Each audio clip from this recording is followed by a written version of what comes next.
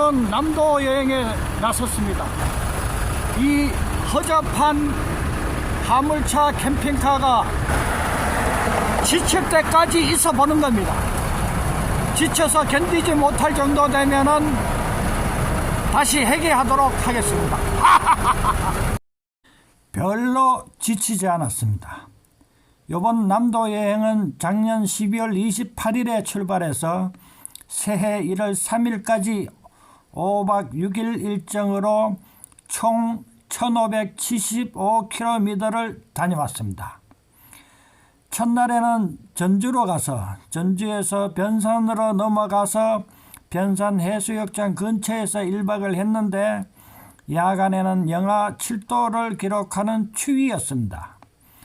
다음 날에 변산면 도청리의 옛 기농지로 가서 저 농사 사부님이었던 200년 농부를 만났지요. 이 형이 군산에 갈 일정이 있어서 긴 이야기는 나누지 못했지만은 실로 20년 만에 대면이었습니다. 이 형과의 대담은 기갓길에 다시 볼 작정을 하고 진도의 평목항으로 길을 서둘렀습니다. 너무 늦게 도착하면 어제와 같이 야영지를 찾는 일이 곤란해질 수 있기 때문입니다. 변산반도에서 평목항까지 227km를 4시간 8분에 걸쳐 도착하였고 야영지부터 탐색하고 역사적인 창극의 현장 평목항을 둘러봤습니다. 이태원의 12구 참사를 겪고 나서의 방문이라 더 아린 가슴을 어루만질 수밖에 없었습니다. 평목항 선착장 바로 옆에 더 넓은 공터에서 야영을 펴면서 겨울 밤바다의 경치로 하여금 허전한 마음을 달랠 수 있었습니다. 저는 세월호 참사 현장에 나와 있습니다. 이곳에서 수많은 젊은 생명이 사그라졌습니다.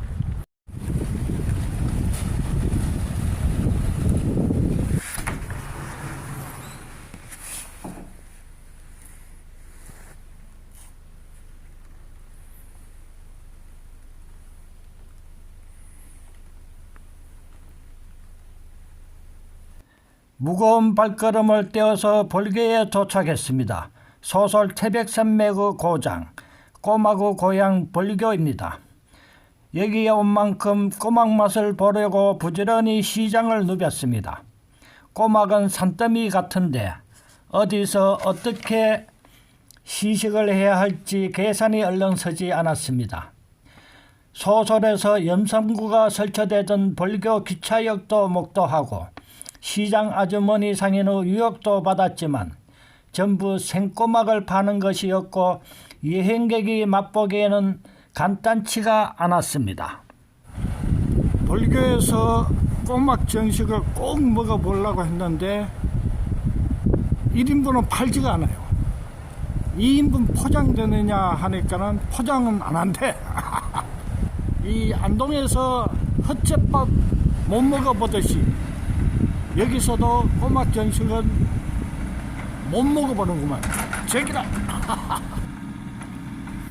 소설 태백산맥에서 대두된 사상의 갈등 구조, 그 현상은 지금의 세태에서도 만만치 않습니다. 이념과 사상의 대결 구조의 밑바닥에는 분배의 정의가 있고 없고의 산물이라고 봅니다. 가진 자는 잃지 않고 더 가지려는 게 인지상정이고 없는 자는 가지려고 하는 게 생존권의 당연한 추구인 것이죠. 그 조율을 잘 이루어가는 게 선진사회가 아니겠습니까? 억압하고 탄압해서 누른다면 공화제가 아닌 왕조국가이거나 독재정치의 전제주의인 것이죠. 소설 태백산맥의 배경지 벌교, 거기에 중도 방죽 앞에서 이렇게 책을 읽으면서 새벽닭이 울고 또 레일을 구르는 기차가 지나갑니다. 어느새 등주 이번 벌교 여행에서 큰 수확은 우리원 농장을 방문하여 전양순 명인가 대담에 있었습니다. 여사님이 전하신 기농기촌에 대한 조언은 우리의 노후 기농기촌에서도 훌륭한 어록으로 산 지식이 될 것입니다. 앞으로도 우리 채널에서는 다양한 방식으로 탐구하여 은퇴 후에 보다 행복한 새가 될 수 있는 지혜를 찾아 나서겠습니다. 변산해수욕장에서 1박을, 팽목항에서 2박째, 여기 벌교 중도 방죽에서 3박째를 마치고 요번 남도 여행에서 저로서는 빠뜨릴 수 없는 곳이 고흥반도에 있는 행복마곡간을 찾는 일이었습니다. 이 행복마곡간의 김지혜 대표는 제가 제주도 조랑말 공원에서 일을 할 때 우리 마부들에게 승마 교육을 시키던 아주 실력 있는 처녀 교관이었습니다. 제주도에서 짝을 만나 스페인 생활 1년을 하다가 아이가 생기자 입국하여 거래도 개발이 덜 된 고흥반도를 찾아서 정착하였다고 합니다. 운우세 둥지로서는 강원도 하천이나 전북의 변산, 벌교의 우리원 농장과 함께 이곳 행복마곡간도 우리의 노후 기농 기촌의 지혜를 얻을 수 있는 곳으로 그 범위가 넓어졌다고 하겠습니다. 아랫지방을 많이 둘러봤는데 고흥이 개발이 많이 안 돼 있거든요. 저희한테는 장점이었어요. 자연 환경이 많이 보존이 돼 있다. 그리고 고흥이 반도여가지고 주변에 작은 섬들이 되게 많거든요. 그래서 그런 섬들을 보고 그런 부분들이 좀 더 마음에 든다. 그리고 현실적으로는 고흥이 땅값이 제일 쌌다. 역마차는 고흥반도를 떠나서 목포로 방향을 잡았습니다. 목포는 항구 도시로 이름난 곳이기도 하고 손혜원 의원의 논란이 있었던 목포 구도심도 돌아보고 싶었습니다. 신안섬도 흥미로운 곳이지요. 바람이 거센 목포 신앙만 공터에서 오차박을 맞았고 이튿날 일찍 신안섬으로 떠났습니다. 가는 길에는 천사대교가 아름답기 그지없었습니다. 신안섬을 다녀와서 구도심 일대를 돌아보았는데 평소 손 의원의 주장대로 그대로의 모습이었습니다. 일제 때 건물이 아직도 산재되어 있는 중에 군데군데 단장을 하는 모습이 아마도 손 의원의 구도심 살리기 운동의 영향이 아니겠는가 하는 생각이 들었습니다. 창성장 여관도 구경하였고 손 의원의 조카가 하는 찻집에서 차도 마시고 싶었는데 찻집은 다음 날까지 신년 휴무로 문이 닫혀 있었습니다.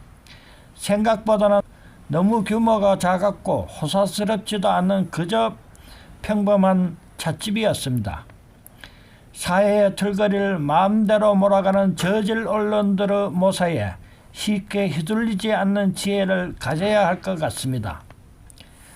강주 5.18 국립묘지를 참배하고 변산에서 하룻밤을 더 묵으려고 했는데 200년 시와 일정이 맞지 않아서 그대로 귀가하기로 하였습니다.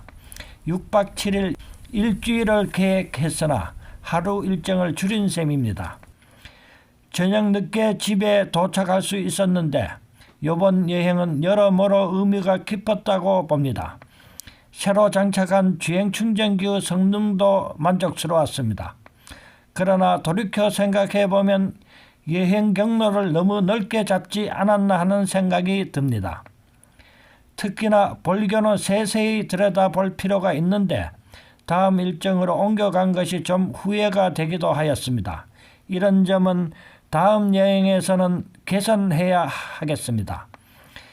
여행 경비로는 총 1,575km 주행에 차기름이 33만원, 난방료가 15,000원, 식품 식사비가 15만 5천원 해서 총 60만 7천원을 소비하였군요.